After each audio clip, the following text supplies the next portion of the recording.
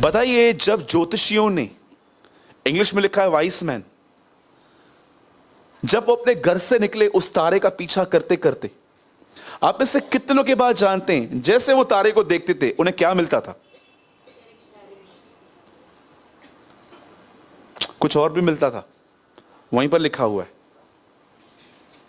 ऐसा लिखा है कि उस तारे को देखकर उन्हें कुछ मिला था। बताइए क्या मिला था? बाइबल ऐसा बताती है, आज से बहुत साल पहले जब यीशु का जन्म हुआ, तो आप सब जानते हैं कि परमेश्वर ने अन्य जातियों पर भी और इजरायलियों पे, दोनों पे रिवील किया था। ये अन्य जाति जो वाइस मैन थे और जो चरवाहे उन दिनों में चरवाही कर रहे थे, उन पे भी प्रकट किया था। जब यीशु का जन्म हुआ तो दोनों को बताया गया, क्योंकि हम दोनों इक्वल थे। क्योंकि प्रभु ने अब्राहम से कहा था, तेरा वंश तू सारी जातियों के लिए ब्लेसिंग ठहरेगा। ऐसा नहीं है कि जब यीशु आया तो उसका माइंड चेंज हो गया कि इजरायली ग्रहण नहीं करते तो मैं अन्य जातियों के पास जाऊंगा। हमारे बचने का प्लान उत्पत्ति से था। प्रभु ने पहले ही ठान लिया था कि मैं अपने बच्चों को बचाऊंगा। कई लोग एक वचन पढ़ते हैं ना, जिसमें लिखा है, मैं इजराइल की खोई हुई भेड़ों को छोड़ और किसी के पास नहीं भेजा गया। वर्ड को वर्ड से कंपेयर करो। यीशु मसीह हर एक के लिए आया था। इसलिए लिखा है यशायाह नबी की किताब में, जो उसे ढूंढते भी नहीं थे उन्होंने उसे पा लिया। अब मैं आपको बताना चाहता हूं, लिखा है उस तारे को देखकर उन्हें बड़ा आनंद मिला। वो खुश हो रहे थे। अब तक वो तारे को देख रहे थे, लेकिन यीशु को वो मिले भी नहीं थे। लिखा है दे फील जॉय। उसके बाद आप पढ़िए, जब यीशु का जन्म हुआ उससे पहले लिखा है स्वर्ग दूतों का एक झुंड आया और बड़े आनंदित थे। वो डांस कर रहे थे और वो बहुत कुछ कह रहे थे। अगेन आप देखो, यहां पर एक आनंद दिख रहा था। और आप देखो, जब यीशु का जन्म हुआ, जब वो अंदर था मां के पेट में, नमस्कार ये किसने कहा था? मरियम ने। ये किसके अंदर गया? एलिशिबा के अंदर। एलिशिबा के अंदर कौन था? क्या लिखा है वहां पर? कैसे लिखा है? आनंद के मारे वो उछला। आप नोटिस करो, उसके जन्म से पहले ही इतना जॉय था, इतना आनंद था। आज मैं आपसे पूछना चाहता हूं, अगर आपके अंदर जॉय की लैकनेस है तो क्यों है? यीशु ने कहा मेरा आनंद तुम में बना रहे, वो पूरा हो। इसका मतलब तुम उतने ही आनंदित रह पाओ जितना मैं हूं। आज देखो, कभी कभी क्या होता है, और पौलुस ने भी एक जगह पे क्या कहा? प्रभु में। चलो मैं आपसे एक सवाल पूछता हूं, ठीक है? ध्यान दीजिए सब, यहां देखो। यहां पर कितने लोग हैं जो ऑलवेज 24/7 जॉयफुल रह पाते हैं? मैं नहीं हूं।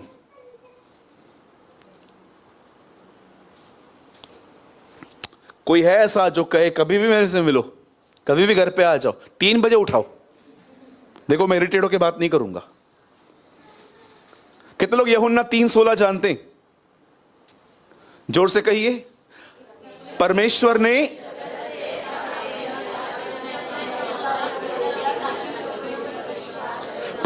ने जगत से ऐसा प्रेम रखा कि उसने इकलौता बेटा दे दिया। अब आप में से कितने लोग ये बात जानते हैं? यह वचन आधी रात को कहा गया था। सोचो, कोई आपको आधी रात को उठाए और कहे गिलातियों में एक क्वेश्चन है, आप बोलोगे इधर आ, गिलातियों सर पे मारू तेरे। लेकिन यीशु ने यह वचन आधी रात को, एक निकोदेमुस नामक व्यक्ति उससे मिलने आया, तब कहा था उसने। आप बिलीव कर सकते हैं कि कोई रात को, आधी रात को इसको उठाओ और आधी रात को भी उसके मुंह से रेवलेशंस निकल रहे? क्यों? वो जॉयफुल पर्सन था। अब सुनिए, कितने लोग आने वाले दिनों में आनंदित रहना चाहते? और ये आपको भी पता है कि अगर जॉय नहीं है तो मसीह जीवन भी उबाऊ लगता है, राइट? कभी कभी हम सोचते हैं यार क्या प्रेयर प्रेयर प्रेयर प्रेयर, सरोटी प्रार्थना ही करूं या? लिसन, यीशु क्यों आनंदित था, हम क्यों नहीं है? मैं आपको एक ही लाइन में बता देता हूं। हमारा आनंद डिपेंड है हमारे सर्कमस्टेंस पर। हम इंतजार कर रहे हैं ये हो तो मैं खुश रहूं। एक दिन मैं एक भाई से मिला, और उनका एक शॉप है उल्लासनगर में ही। इतने खुश थे और मैंने कभी इतना उनको खुश नहीं देखा था। सीधा मिले, मेरे को गले लगाया, जय मसीह की भैया कैसे हो। मैंने बोला बहुत खुश हो। बोला क्यों? बोला 3 महीने का रेंट एक ही दिन में मिल गया। बोला एक आदमी ने मेरे को 3 महीने का रेंट एक दिन में दे दिया है। इतना खुश, इतना खुश। और 3-4 महीने के बाद वापस मिला, इतना दुखी। मैंने बोला क्या हुआ? बोला वो पड़ोसी उठ गया। वो उठा, आनंद भी चला गया। कभी कभी जो लोग बहुत चिल्लाते हैं ना, जॉयफुल जॉयफुल, मैं बहुत खुश हूं, खाली इनका पर्स गुम होने दो। किसका नहीं होगा, डोंट वरी। इनका जब पर्स गुम होता है ना, इनका जॉय भी गुम हो जाता है। लेकिन यीशु की खुशी कभी भी सर्कमस्टेंस पे डिपेंड नहीं थी, क्योंकि आप देखो यीशु के आजू बाजू कभी अच्छे सर्कमस्टेंस होते ही नहीं थे। हमेशा लोग उसे टोंट करते थे, चिल्लाते थे, पागल कहते थे। इवन आपको पता है गॉस्पेल में एक बात रिकॉर्ड नहीं है, वो पीटर में है, लिखा है, पतरस कहता है वो गाली सुन के गाली नहीं देता था। मतलब पतरस ने देखा था कहां ना कहां यीशु को लोग गालियां देते थे। आप मुझे बताओ, आप भाइयों से पूछता हूं, आप गाली बर्दाश्त कर पाते हो? गाली मैं खुद निकालता हूं। आजकल विश्वासी गालियां भी देते हैं, और ऐसी ऐसी गालियां देते हैं जो नॉन क्रिश्चियंस भी नहीं देते। मां बहन पे चढ़ जाते हैं उसके ऊपर। खाली कोई गाड़ी तो मारे, कट मारे खाली गाड़ी को, कोई गाड़ी घुमा के जाते हैं उसके पीछे, उसको पकड़ते हैं। और प्लीज इनको देखकर प्रभु पर दोष मत लगाना। मैं आपको बताना चाहता हूं, इन लोगों का अब तक नया जन्म नहीं हुआ है। ये नामधारी हैं। नामधारी समझते हो? एक को चर्च आना है, यीशु से इनका वास्ता नहीं है। They are not a Christians. क्योंकि बाइबल बताती है जो प्रभु का नाम लेता है वो अशुद्धता से बचा रहे। अगर आप अशुद्धता में भी चलते हैं और प्रभु का नाम भी कहते हैं, प्रभु का नाम भी लेते हैं, तो बाइबल बताती है ये एक घृणित काम है। इवन व्यवस्था में भी ये बात थी, तू अपने परमेश्वर का नाम व्यर्थ मत लेना। व्यर्थ मतलब एक तरफ से डबल लाइफ जी के उसको यूज मत करना। Don't take God's name in vain, English में लिखा गया है। आप जानते हो यीशु खुश आनंदित क्यों था? उसका एक कारण था। अब मैं आपको बताता हूं, सबसे ऑसम थिंग है ये कि क्यों जीसस जॉयफुल पर्सन था। पंकज 4 लाइट्स बनकर एक वर्ड कोट कर, लूका 10। आप मत खोलिए, इसके बाद मैं आपसे खुलवाऊंगा। आप सब यहां देखिए, 10 वर्स 20। ये जीसस के लाइफ की है कि वो क्यों खुश था। तो भी इस बात से आनंदित मत हो कि आत्मा तुम्हारे, परंतु मैसेज ट्रांसलेशन कहता है इस बात से खुश मत होना कि तूने परमेश्वर के लिए क्या किया है। क्योंकि हो सकता है एक प्रचारक या एक बिलीवर इससे खुश है कि प्रभु उसको यूज कर रहा है, वो कहता है यह भी नहीं होना चाहिए। पर इस बात से खुश हो कि खुदा ने तेरे लिए क्या किया है। और आप जानते हो सब खुदा ने आपके लिए क्या किया है। खुदा ने आपके लिए सबसे बढ़कर काम यह किया है, खुदा ने आपके लिए अपना बेटा दिया है। और उसमें आनंदित रहो कि वो तुम्हारे साथ है, वो तुमसे प्रेम करता है, वो तुम्हारे साथ रहेगा, वो तुम्हारे गुनाहों को माफ करेगा, वो तुम्हें लेने के लिए आएगा, वो हर रिश्ता निभाएगा। अपनी खुशी उसमें ढूंढो। ऐसा लिखा है भजन संहिता में, यहोवा को अपने सुख का मूल जान। मूल, तेरी हर खुशी वहां से शुरू होती है। लेकिन अगर आप लोगों पे डिपेंड रहोगे, मैं आपको सच कहता हूं, आप कभी भी आपके लाइफ में स्टेबिलिटी नहीं आ पाएगी, कभी भी नहीं।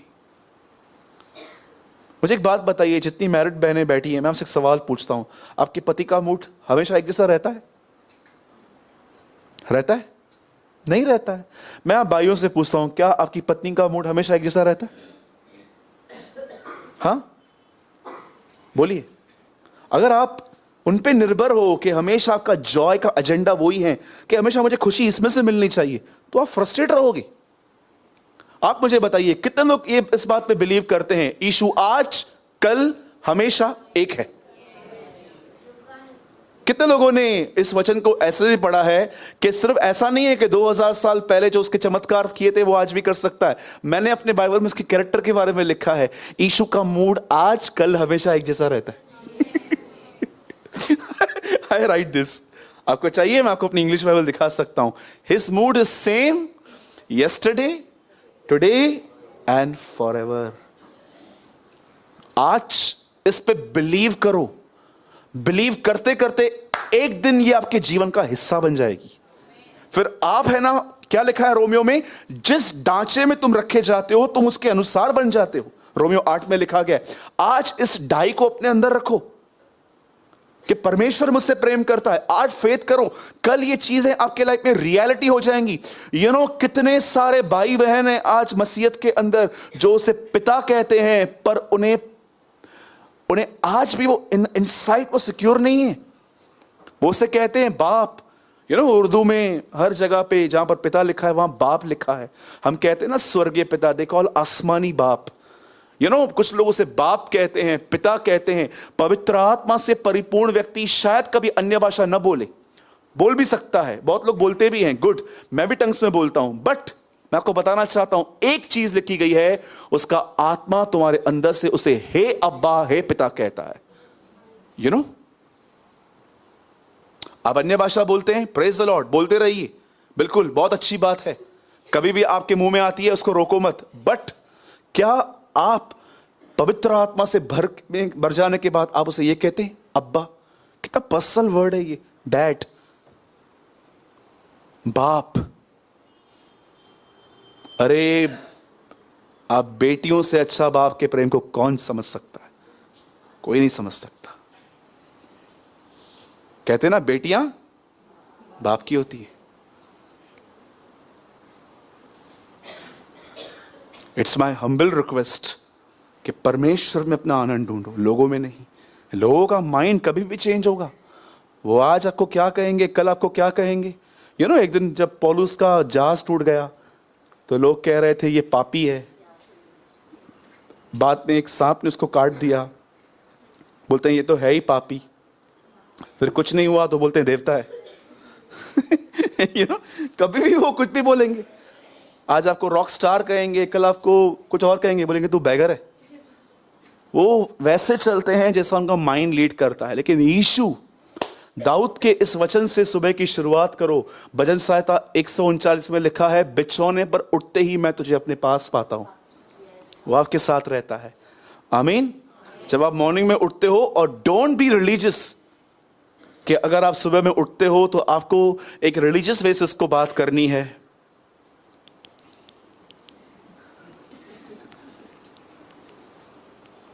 ये हिलती रहती है, इसको लगता है अगर नहीं हिलूंगी तो सुनेगा ही नहीं। कभी कभी कुछ लोग ऐसे हिलते रहते। अब जब आप उठते हो ना, सुबह उठ के बिंदास को बोलो, गुड मॉर्निंग डैड। आप देखना आपके अंदर भी एक विस्मयकारी आवाज आएगी, good morning my son. Yes, बिल्कुल।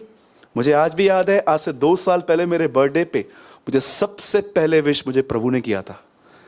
जब मैं उसमें एंटर हुआ तो मुझे अंदर से एक आवाज आई, हैप्पी बर्थडे सूरज। और मैं आपको सच कहता हूं, वो आवाज, यीशु ने कहा मेरी भेड़ मेरा आवाज पहचानती है। ये मेरे थॉट्स नहीं थे, ये खुदा की आवाज थी। और बेस्ट बर्थडे था मेरा।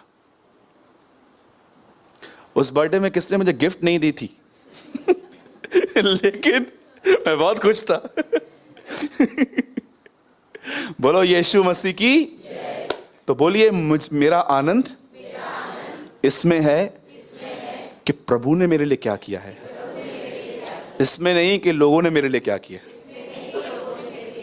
ठीक है, लोगों का मन होगा वो आपको उठाएंगे, लोगों का मन होगा आपको नीचे भी कर देंगे। ठीक है।